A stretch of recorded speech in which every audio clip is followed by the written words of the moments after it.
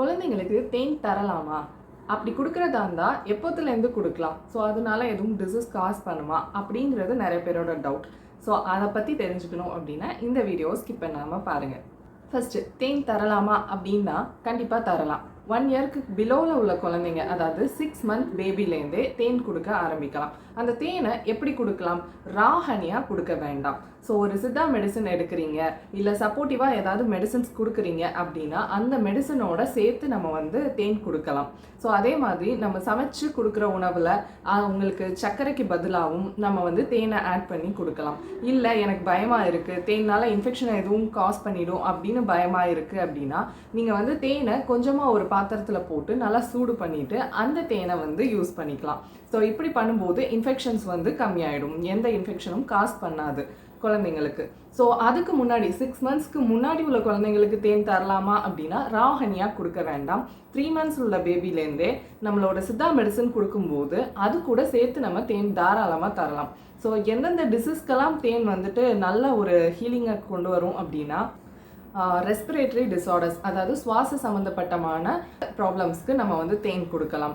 அதே மாதிரி அதிக விக்கல், அடிக்கடி விக்கல் எடுக்கிறவங்களுக்கு நம்ம தேன் கொடுக்கலாம். பசி நல்லா எடுக்கணும், டயர்ட்னஸாக இருக்குது அப்படிங்கிறவங்களுக்கு நல்ல பசி எடுக்கிறதுக்கும் டயர்ட்னஸை வந்துட்டு போக்குறதுக்கும் தேன் வந்து தரலாம். ஐ ப்ராப்ளம்ஸ், ஃப்யூச்சரில் எந்த ஐ ப்ராப்ளம்ஸும் வராமல் இருக்கணும், ஃபீவர் எதுவும் வராமல் இருக்கணும் அப்படிங்கிறவங்க குழந்தைங்களுக்கு தேன் கொடுக்கலாம். ஸோ 1 இயர்க்கு மேலே உள்ள குழந்தைங்களுக்கு நீங்கள் எந்த விதமான ஹெசிடேஷனும் இல்லாமல் தேனை நீங்கள் வந்து தாராளமாக கொடுக்கலாம், ரா ஹனியாகவே கொடுக்கலாம். ஸோ பிஃபோர் 1 இயர் இருக்காங்க அப்படின்னா அவங்களுக்கு வந்துட்டு நீங்கள் சித்தா மெடிசன்ஸோட சேர்த்து தேன் கொடுக்கலாம். ஸோ எந்த தேன் கொடுக்கலாம், எந்த மாதிரியான தேன் கொடுக்கலாம் அப்படின்னா மலை தேன் ரொம்ப பெஸ்ட்டானது.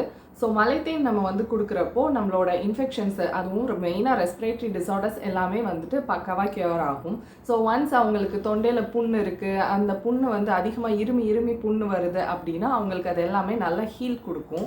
சிம்பிளாக சொல்லணும் அப்படின்னா மெடிசன்ஸோடு நம்ம சேர்த்து கொடுக்குறதுக்கு மலை தேன் ரொம்ப பெஸ்ட்டாக இருக்குங்க. வேறு எந்த தேனெல்லாம் யூஸ் பண்ணலாம்? கொம்பு தேன் சொல்லுவாங்க. ஸோ கொம்பு தேன் கிடைச்சா அதுவுமே ரொம்ப நல்லது. அது போக வந்து புதுசாக எந்த தேன்னாலுமே, ஈவன் காட்டு தேன், மலை தேன், கொம்பு தேன் எதுவாக இருந்தாலுமே புதுசாக ஃப்ரெஷ்ஷாக கலெக்ட் பண்ணிட்டு வர தேனை நம்ம யூஸ் பண்ணிக்கிறது பெட்டர்.